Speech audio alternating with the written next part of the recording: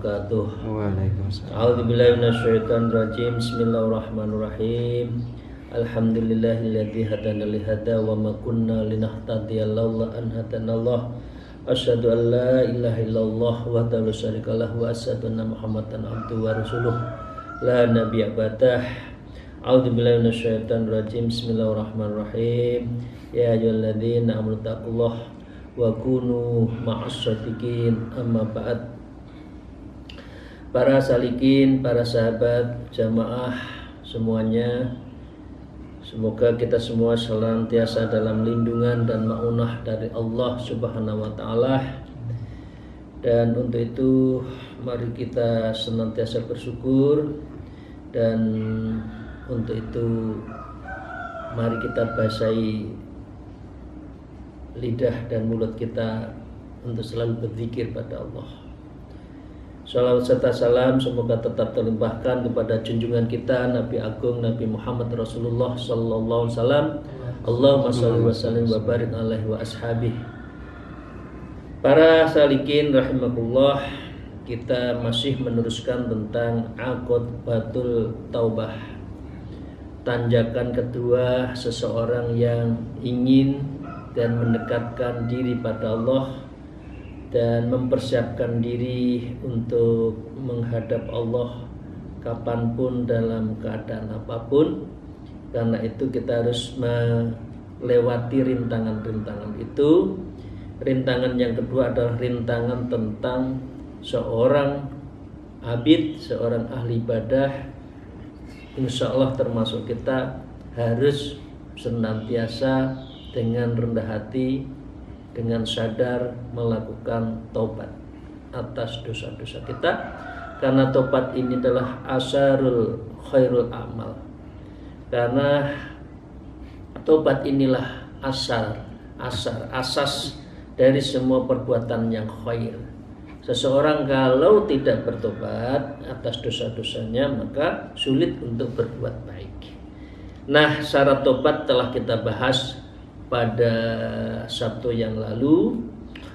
Awalun ikhtiyar dzambi, yaitu adalah ikhtiar untuk tarkud dzambi, harus berupaya sekuat tenaga meninggalkan namanya dosa itu. Artinya harus ada rem yang kuat. Yang kedua adalah ayatuba min dzambi qad sabaqa anhu mislu idlam law yasbik anhu mithlu lakana muttaqiyan ghairu ta'ib. Kedua adalah taubat dari dosanya yang telah lalu, dosa yang sama ya. Itu misalkan dulu pernah ya, naudzubillah, moga-moga dijauhkan, melakukan zina, menfitnah orang, membunuh karakter orang, maka jangan pernah melakukan lagi hal seperti itu. Ini syarat kedua oleh Imam Ghazali. Nah, mari itu kita bahas yang syarat ketiga dan keempat. Wa qala al-mu'allif fi hadzal kitab wa nawwa bihima bi ulumiha fid darain. Amin ya rabbal alamin. A'udzubillahi minasyaitonir rajim. Bismillahirrahmanirrahim. Wa tsalits annalladzi saba'a anhu yakunu mislalladzi yatruku ikhtiyaruhu fil manzilati wad darurati la fisyurah. Syarat ketiga untuk orang dikatakan tawabin, orang yang bertobat ya, maka anna alladzi saba'a anhu yakun misla. Jadi jangan hanya tidak mengulang perbuatan dosanya itu yang sama ya. Dulu X maka saya tidak X, tapi masih melakukan yang A, masih melakukan Z. Nah, ini bukan orang tobat. Maka dengan demikian alladzi yatruku ikhtiyaru fil manzilatin wa darajah, maka dengan demikian ia juga harus meninggalkan secara sadar upaya untuk tidak melakukan dosa itu. Ada apa? Fil manzilatin wa darajah, yaitu dalam kedudukan dan tingkatan yang sama. Bukan la fis surah, tidak hanya rupanya, warnanya, bentuknya. Dulu saya sebutkan tadi, melakukan minum khamr, ya, kemudian membunuh orang, termasuk khususnya membunuh karakter seseorang, menfitnah, melakukan perbuatan-perbuatan yang tidak diperkenankan, itu berhenti, tapi tetap menjalankan yang lain. Ini juga bukan tobat menurut Imam Ghazali. Nah, dengan demikian ini dikasih contoh. Ala tara'in syekhul harima al-faniyya alladhi sabqa minhu zina wa qat'ut thariq. Ini dicontohkan seorang yang sekarang sudah umur, ya, matanya sudah kabur, kulitnya sudah kendur, ya, ubannya sudah bertabur, ya, kemudian telinganya sudah kebyur, matanya juga sudah kebyur kalau melihat, artinya sudah renta, diibaratkan dini. Tapi waktu muda beliau itu adalah azani, yaitu melakukan zina, wa qat'ut thariq, dan orang yang disebutkan ini qat'ut thariq itu apa? Pembegal. Kalau zaman dulu itu begal, ya. Sekarang begal itu kan mengambil hak orang, tidak harus dengan begal. Korupsi juga membegal gitu. Jadi orang yang melakukan mengambil hak orang lain secara paksa, ya, itu bisa katakan orang yang melanggar waktu muda. Nah, dengan demikian, idza arada an ayyatuba an dzalik tumkinuhu taubah la mahalata id lam yakhlaq anhu babuha. Orang seperti ini tetap dibuka. Bagaimana banyak orang pencoleng akhirnya menjadi orang yang alim, orang abid, atau sebaliknya, dulunya alim abid tapi akhirnya menjadi orang fasik, orang yang banyak dosa. Nah, ini yang lebih baik, bukan berarti itu harus dilakukan. Yang baik itu adalah yang dulunya kurang baik menjadi baik. Dulunya poncoleng, ya, istilahnya saya ulang, guyonnya Kiai Hasyim itu, dulunya adalah korak, akhirnya menjadi kori, ya. Dulunya korak, tukang, ya, namanya korak kan bunuh orang, ambil hak orang, menodong, ya, akhirnya menjadi qori, ahli ibadah, ahli membaca Quran. Nah, dengan demikian sebesar itu pun oleh Allah apa? Tumkinuhu taubah, sangat dimungkinkan orang yang dosanya yang besar itu untuk bertobat.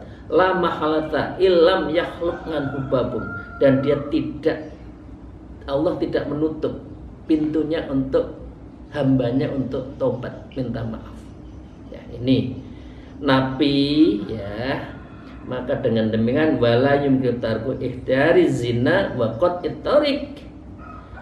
Tetapi seseorang yang tua tadi, dia adalah pembegal, dia adalah orang yang pencoleng itu dan penzina itu, memang tuanya sudah nggak mungkin begal lagi, sudah tidak bisa melakukan zina lagi, wong sudah tua, ya, itu kan, ya.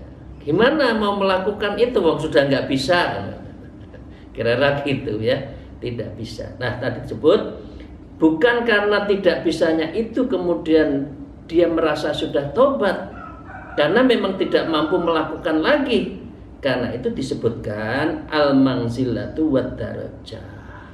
Maka kualitas yang sama terhadap apa yang dilakukan pun tidak boleh dilakukan. Jadi kalau yang pertama tidak ngulang, perbuatan sama, yang pertama bersungguh-sungguh, yang ketiga ini syaratnya oleh Imam Ghazali tidak boleh melakukan yang selevel, ya. Karena apa? Karena tadi layak dari usaha, karena tidak bisa melakukan yang serupa. Maka dengan demikian fala yasihu wasfuhu bi annahu tarikun lahu mumta'iun anhu wa ajizun anhu ghairu mutamakkini minhu. Maka tidak sah mensifati orang yang ahli taubat itu tidak melakukan serupa karena tidak mampu melakukannya, kemudian disebut sebagai ahli taubat juga nggak bisa. Ini menurut Imam Ghazali, karena dia tidak bisa lagi melakukannya. Nah, Lakinna yaqdiru ala fi'li ma huwa mislu zina wa qat'i tariq, tapi juga bisa melakukan yang lain fil manzilati wa darajah, dalam ukuran dan derajat yang sama. Misalkan seorang tua yang dulunya pencolek tapi tuanya masih kalkidhib, goroh. Ya goroh itu apa ya? Masih goroh ya, masih suka bohong, merekayasa informasi, membuat strategi. Ini maaf ya, ya kan banyak kan di mana, di YouTube atau di dunia medsos itu berita-berita yang nggak benar, memojokkan orang, memojokkan siapapun, misalkan dilakukan orang yang berumur. Lah seperti ini dosanya tetap, dan dia tidak dianggap sebagai orang pentaubat, orang yang ahli tobat. Wal qadhafi, ya masih suka mengolok-olok orang yang melakukan kesalahan. Wal ghibah, dan masih juga ghibah. Wan namimah, dan mengadu domba. La taubah, orang seperti ini bukan disebut orang yang taubat. Dia tidak bisa melakukan yang tadi karena sudah tua, tapi dia melakukan yang lain. Nah, itu namanya juga tidak bukan orang tobat. Idjami'ad dzalika ma'asya wa in kanal ismu yatawafatu fi kulli wahidatin faqatriha. Maka semua kemaksiatan meskipun merupakan dosa yang paling diselisihkan di masing-masing dosa sesuai ukurannya, ya, maka lagi nih jami'ul hadil ma'asi al-far'iyatu kulliha bi manzilati wa wahidatin wa yaduna manzil bid'ah. Maka intinya orang-orang yang tadi tidak melakukan serupa yang lama tapi masih melakukan yang baru, itu tetap dalam satu dosa yang satu tingkat di bawah kufur. Padahal kufur, musyrik, syirik itu adalah dosa yang paling besar. Lah orang seperti ini masih disebut duna manggil kufur, maka dengan demikian dia itu masih melakukan dosa-dosa di bawah kufur, sehingga apa? Tobatnya tidak bermakna, tobatnya tidak bisa diterima orang seperti ini. Oke. Maka dengan demikian, kalau sudah betul-betul tobat, tidak mengulang yang lama, meskipun karena memang nggak mampu, tetapi juga tidak melakukan dosa-dosa yang lain yang selevel atau dosa-dosa pada umumnya. Nah, kalau sudah seperti ini, falidzalika tasihu min taubah. Orang kalau sudah mandek ya mandek itu yang mandek serem pakem gitu, bukan tomat habis tobat komat, bukan tobatnya makan apa itu cabai pedes di mulut tapi diulang lagi tiap hari. Bahkan kalau tidak tobat, kalau tidak makan sambal juga nggak nikmat kan gitu kan. Nah dengan demikian ya, orang seperti ini adalah wasyairi ma madha minadz dzunub allati wa ajizun an amtalihal yauma fis surah. Maka dengan demikian sahlah para pentaubat itu yang ia sebagai orang yang lemah melakukan dosa serupa dengan dosa itu dalam bentuknya dan sekarang ini, maka dia adalah sah ya. Jadi tidak mengulang yang lama, tetapi tidak menambah dosa yang baru. Itu ya. Dan yang ketiga, syaratnya menurut Imam Ghazali. Yang keempat, warrabi'atu ayyakuna tarku ikhtiyarihi lidzalik ta'ziman lillahi azza wa jalla wa hadarun min sukhtihi wa alimi iqabihi mujarradan. Yang keempat, syarat untuk tobat adalah meninggalkan ayyakuna tarku ikhtiyari lidzalik ta'ziman li ta'ala. Maka meninggalkan semua amalan, semua perbuatan-perbuatan yang dosa tadi, itu adalah Lidzalika ta'dhiman lillahi azza wa jalla, harus diupayakan semata-mata untuk mengagungkan Allah Subhanahu wa taala azza wa jalla. Ya. Dan yang kedua, wa hadaran min sukhtihi, maka dengan kedua adalah menghindari dari murkanya Allah. Ya, wa iqabihi mujarradan, dan juga terhadap siksaannya, dan itu semata-mata. Mujarradan, semata-mata. Jadi kalau orang tobat bukan ingin cari ya, ingin cari oh ini sudah tobat kok. Enggak. Udah kasih jabatan lagi. Wong dia sudah tobat. Nah, padahal tobatnya itu agar disenangi oleh pimpinannya, kemudian diberi tempat baru. Lah, ini bukan tobat juga. Tapi ini betul-betul litakdziman lillahi azza wa jalla, harus ditakzimkan pada Allah, harus diagungkan kepada Allah. Itu ya Bapak Ibu sekalian ya, ini 4 sudah kita ketahui ya. 4 syarat taubat menurut Imam Ghazali. Saya lanjutkan. Wa qala al-mu'allif fi hadzal kitab la li rahbatin dunyaiyah.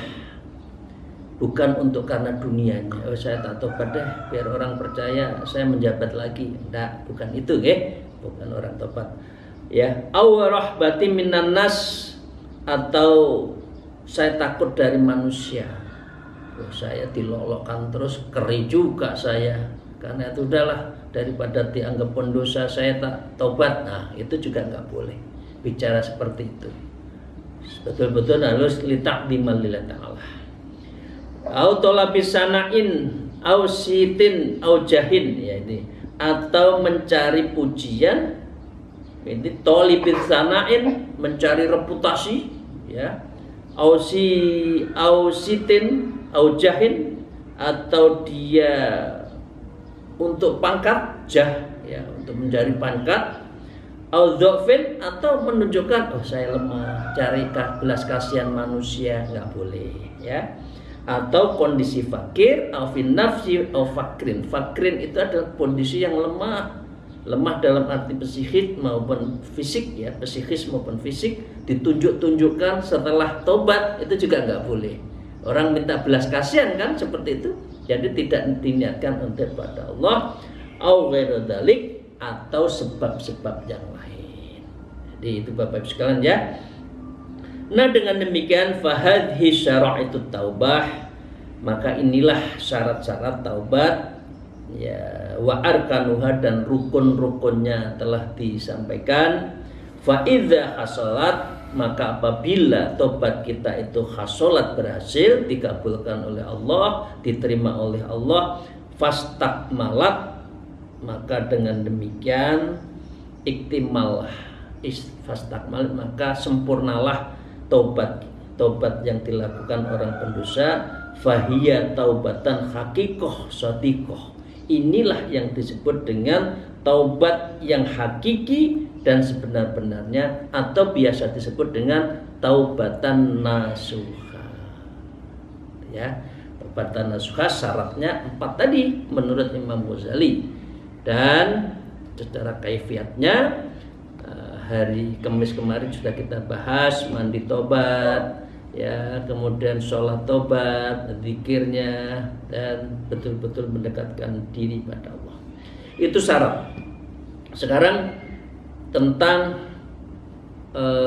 hal-hal yang melingkupi orang tobat itu apa? Wa qala al-mu'allif fi hadzal kitab wa naflu bihima bi ima bidarin, amin ya rabbal alamin.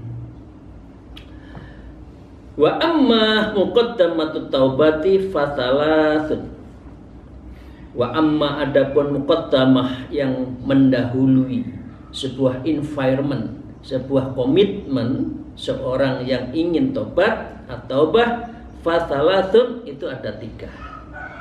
Ada 3 yang melingkupi kita, yang mengharu biru kita, yang menginfluence diri kita lahir batin, itu ada 3. Yang pertama adalah ikhdaha dzikru aghayati qubhid dzunub. Yang pertama, seorang yang tobat harus apa?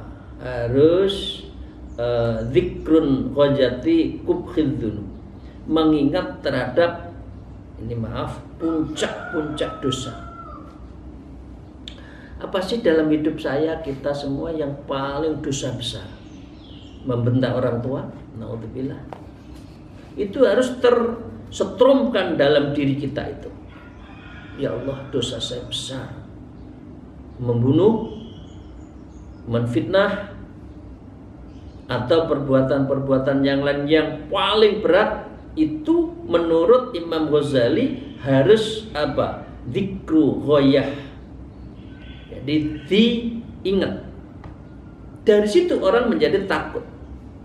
Tapi kalau orang tidak pernah ada impact terhadap kesalahannya, tidak ada dampaknya, maka dengan demikian dia bisa terjadi pengaruh untuk mengulang lagi. Karena itu apa? Sabtu 2 minggu lalu kata sebutkan, yang paling ditakutkan orang itu khaufun sabiqah, takut terhadap masa lalunya. Apakah sudah diampuni oleh Allah atau belum? Jangan merasa aman. Wah, saya dulu salah, saya sudah minta maaf kok. Karena itu amalan saya masih banyak, saya tak dosa lagi. Oh, enggak bisa. Jangan ya. Dan kita jangan merasa itu. Memangnya guyon saya, kita itu akuntan yang tahu apa keluar masuknya amal kita, surplus atau minus, ya, dan sebagainya. Itu nggak bisa. Jangan seperti itu. Nah, ini adalah dzikru ghayati qubhid dzunub. Jadi puncak dari kesalahan kita, dosa kita itu terus menggelayut dalam pikiran kita. Wah, jangan ngulang, jangan ngulang, jangan ngulang. Ya, Bapak Ibu sekalian, saya contoh saja. Kalau kepada orang tua misalkan, orang tua itu, ya maaf ya, saya belum punya anak ya, belum mantu lagi ya. Biasanya orang tua lah. Orang tua ya itu kan tidak ingin lihat anaknya susah. Tapi orang tua juga tidak berani untuk mengatakan terhadap anaknya yang pamer terhadap kesuksesannya. Padahal juga itu bukan yang dia minta. Anaknya susah juga nggak mau, tapi orang tua dipamerin ke kesuksesan anak juga nggak mau mengkritik. Jangan gitu tole, enggak. Padahal hatinya gimana sih? Saya ini kesini dijenguk aja sudah senang, bukan dipamerin XYZ. Nah, perbuatan yang kita tidak sengaja tapi kita sadar, kemudian orang tua kita tersakit atau bukan tersakiti ya Pak ya, menyinggung perasaan orang tua, itu dosa besar. Lah ini harus kita ingat. Pernahkah kita seperti itu? Ya, kalau pernah, segera untuk minta maaf. Kalau yang sudah meninggal ya, amalan-amalan kita banyak dibatalkan untuk orang tua. Ini yang pertama ya. Yang kedua, wathaniyatu dzikrus siddati uqubatillahi azza wa jalla wa alimun syuhtihi wa ghadabihi alladzi la taqatalaq bih. Yang kedua, seseorang itu harus terngiang-ngiangnya terhadap sebuah bayangan adalah dzikrus siddati uqubatillahi azza wa jalla. Dzikrus siddah wa uqubatillahi azza wa jalla, beratnya siksaan Allah di kemudian hari. Harus ada bayangan neraka, bayangan siksaan, bayangan murkanya Allah, itu harus dilakukan ya. Wa alimun, tentu yang sangat Allah maha mengerti ya, syuhtihi wa ghadibihi, dan Allah itu sangat murka dan amarahnya juga sangat dahsyat kepada kita, maka manusia yang melakukan dosa itu harus diingat. Alladzi la taqata bih, maka pertanyaannya kita harus mengatakan saya tidak sanggup ya Allah untuk itu. Ya, apa doanya Abu Nawas ya? Ya, Ilahi lastu fil firdausi ahla, dan seterusnya gitu kan. Ya Allah, aku itu nggak pantas masuk surga, tapi saya juga nggak kuat ke nerakamu ya Allah, mohon rahmat, katakan gitu. Nah, ini harus mengerti, harus digemblengkan di dalam diri kita terhadap siksaan itu. Saya nggak mampu ya Allah, ya. Nah, dengan demikian Wadhalithatu dzikru dhafika wa qillatin hayaika fil dzalik. Dan yang ketiga, mengingat akan lemahnya dirimu dan sedikit rasa malumu dalam berbuat dosa. Ya malu dong, dosa kok nggak malu. Jadi malu itu harus menjadi platform kita itu dalam bertobat. Kalau tobat malah menceritakan dosa-dosanya yang lalu, berarti dia nggak malu. Saya dulu berapa itu? Ya, 5 kali saya sudah menyakiti orang, menfitnah. Puas saya tuh menurunkan 5 orang pangkatnya. Ah, itu bukan apa bukan lingkungan untuk bertobat. Enggak, dia nggak ada nyesal kok, nggak ada malu kok. Nah, gitulah. Nah, dengan demikian, mengapa 3 hal ini harus diperhatikan? Fa inna man la yahtamilu kharasamsi wala latmata suruti wala korson namlatin. Karena kalau orang tidak mampu menanggung terik matahari, ya, dan tidak sanggup, ini maaf, wala latmati suruti, maaf ini yang dari teman-teman TNI Polri. Ya, kalau tidak mampu terhadap siksaan Polri, ya, wala korsonam latin, dan tidak kuat di dalam gigit semut, ya jangan melakukan yang bisa digigit semut, jangan melakukan kesalahan sehingga polisi TNI tidak menyiksa, dan jangan juga di tengah gurun yang di situ panas. Nah, ini panasnya dunia, gigitannya semut, itu siksanya polisi. Kalau di akhirat gimana? Imam Ghazali mengatakan, kaifa yahtamilu harranarin jahannam. Bagaimana mungkin kamu bisa menanggung panasnya api jahanam? Wa dzaraba maqa'id zabaniyah, dan engkau dapat pukulan godam yang begitu berat dari malaikat zabaniyah. Walas'a hayyatin, maka dengan demikian ini tidaklah kamu itu bisa walas akhayatin, artinya begini, di neraka nanti orang tidak mati lagi, mati sudah sekali di dunia. Kalau di sana digebukin, dipukul, dimakan makanan api, duri, hidup lagi, mati, gelek-gelek, mati, hidup lagi, dihajar lagi, disiksa lagi, mati lagi. Itu yang harus diingat menurut Imam Ghazali, ya. Maka dengan demikian, ka'nakil bukhti wa aqabi wal bighal. Nah, ini dibaratkan nanti ada sengatan ularnya itu sebesar leher onta. Ular onta yang tinggi itu melilit kita, ya. Nauzubillahi min dzalik, ya Allah, moga-moga kita dijauhkan. Dan kalajengking, ya, Scorpio, ya. Scorpionya itu seperti bihol. Scorpionya itu seperti anak onta itu, ya, gigit kita, ya, gigit manusia yang pendosa, yang diciptakan api, semuanya diciptakan dari api, di negeri fidaril ghadabil bawar, yaitu di negeri yang penuh kemurkaan dan kebid'ah, min syahatihi wa adabihi. Moga-moga Allah memberi perlindungan kita dari murkanya dan siksaannya. Ini ditutup mengenai syarat-syarat dari Imam Ghazali. Maka saya akhiri dalam sesi ini, di dalam subbab syarat ini, fa idza